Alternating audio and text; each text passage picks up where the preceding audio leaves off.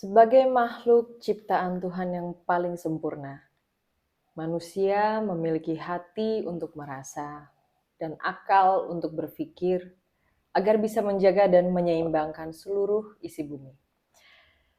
Dengan aturan yang diperintahkan Tuhan, yang disampaikan oleh setiap wakilnya, mengingatkan setiap manusia untuk mengerti dari mana, kemana, dan untuk apa manusia hidup di dunia. Saya Birgi Putri bersama Ferry Koboy, seseorang yang dikaruniai ketajaman rasa dan kecerdasannya yang mampu membedah dan memberi solusi akan setiap permasalahan. Kali ini akan membahas tema tentang fungsi kitab suci agama untuk kehidupan manusia. Hanya di sudut pandang Ferry Koboy. Pemimpin politik Denmark Swedia, Rasmus Paludan, yang juga kepala partai politik sayap kanan Denmark, Storm Kurs, melakukan pembakaran Al-Quran di Swedia. Dalam demonstrasinya pada Sabtu tanggal 21 Januari 2023 kemarin. Pembakaran Al-Quran di Swedia bermula saat Paludan melakukan demonstrasi di depan Kedutaan Besar Turki, usai menyampaikan gagasannya selama kurang lebih 1 jam. Tak hanya membakar, Paludan juga menyampaikan sikap meremehkan Islam dan migrasi ke Swedia. Bahkan ia mengklaim aksinya itu merupakan bentuk kebebasan berekspresi. Aksi tersebut sontak memicu kecaman dari dunia internasional, mulai dari Perdana Menteri negara Swedia itu sendiri, Kemlu Turki, juru bicara Departemen Luar Negeri Amerika Serikat, negara Arab, PBB, dan juga Kemlu RI yang memberikan tanggapan bahwa kebebasan berekspresi harus dilakukan secara bertanggung jawab dan mengutuk keras aksi pembakaran Al-Quran karena itu merupakan aksi penistaan kitab suci tersebut telah menodai toleransi umat beragama. Menurut sudut pandang Ferry Koboy, aksi pembakaran kitab suci agama yaitu Al-Quran ini mendapat kecaman pastinya dari seluruh umat Islam di dunia. Artinya kitab suci adalah benda yang sangat penting untuk setiap agama. Pertanyaannya, apa sih sebenarnya manfaat atau tujuan utama dari adanya kitab suci dan di mana letak kesucian dari kitab suci itu sendiri?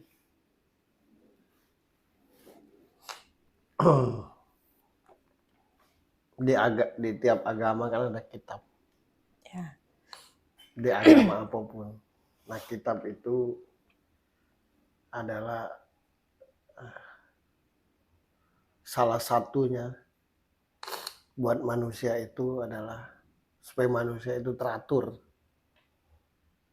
Supaya manusia itu ngerti dengan apa yang harus dan tidak harus dia lakukan. Dari kitab itu juga ada cerita asal muasal penciptaan dunia. Dari kitab suci itu juga ada cerita tentang para wakilnya, nabi-nabinya. Dari kitab itu juga ada cerita tentang hari akhir. Tapi tujuan dominan dari kitab itu sendiri supaya manusia itu teratur dalam menjalankan kehidupan. Kitab itu jadi suci karena yang berkat. Jadi perkataan yang dituliskan. Nah itu, perkataan yang dituliskan. Disebutlah kitab. Nah perkataan itu sendiri perkataan Tuhan langsung. Makanya dikatakan suci. Jadi siapa yang melakukan pembakaran terhadap kitab, secara tidak langsung dia mendeklarasikan diri bermusuhan dengan Tuhan. Kalau di Al-Quran itu selalu ada kata Maha benar Allah dengan segala firman-Nya. Kalau bahasa Indonesia itu Maha benar Allah dengan segala perkataannya. Jadi kata-kata Tuhan yang dituliskan oleh wakilnya, kata-kata Tuhan yang dikumpulkan selama dia menjalankan fungsi sebagai wakilnya Tuhan. Nah, jadi kalau ada yang meragukan kitab, yang menghancurkan kitab, bahkan yang membakar kitab, secara tidak langsung dia meragukan Tuhan.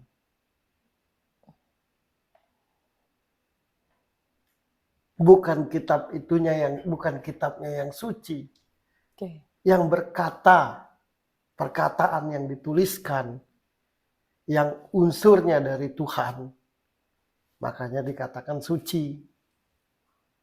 Nah, kita sebagai umatnya, sebagai hambanya, harusnya mematuhi itu. Dan tujuannya itu supaya kita ngerti bagaimana cara menunggu dunia ini. Bagaimana supaya berperilaku di dunia ini. Itu sih.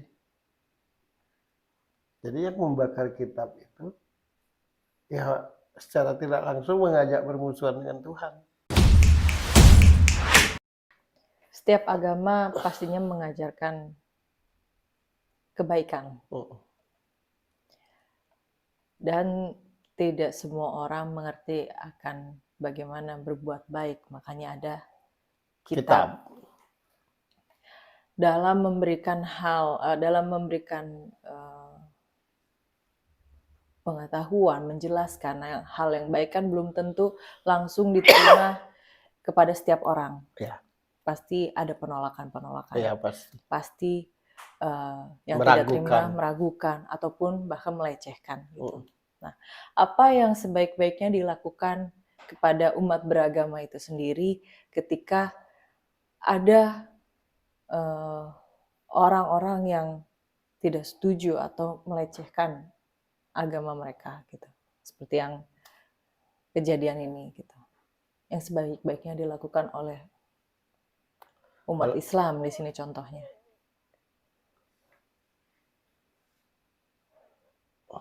Pertama-tama memberi pengertian ke orang yang melakukan itu. Kalau sudah tidak bisa diberi pengertian, nah baru diadili seadil-adilnya. Karena gini,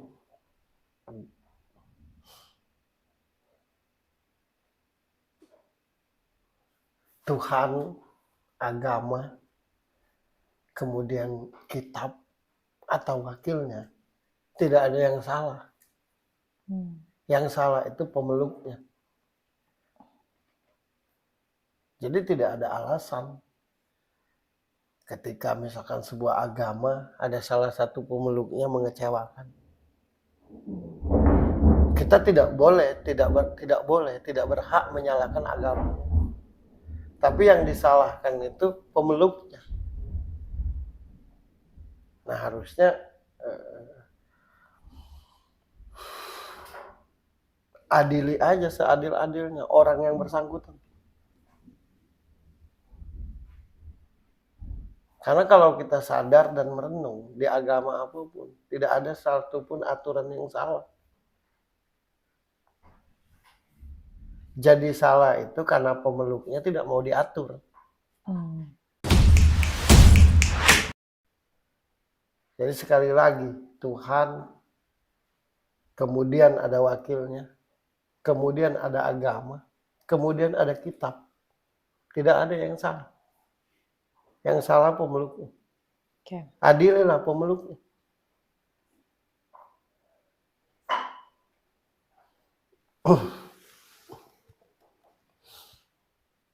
Dengan kitab itu sendiri tidak hanya cukup dengan dibaca, tapi diamalkan, dipraktekkan dalam kehidupan sehari-hari. Apa maunya Tuhan Kan kitab itu kata lain dari apa maunya Tuhan.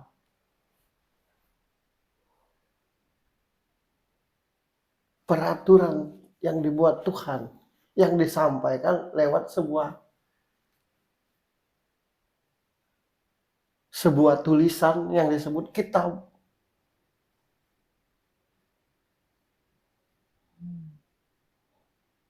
Nah, kalau tidak mau patuh, tunduk dengan aturan yang dibuat Tuhan, ya keluar dari dunia ini. Coba cari tempat di mana.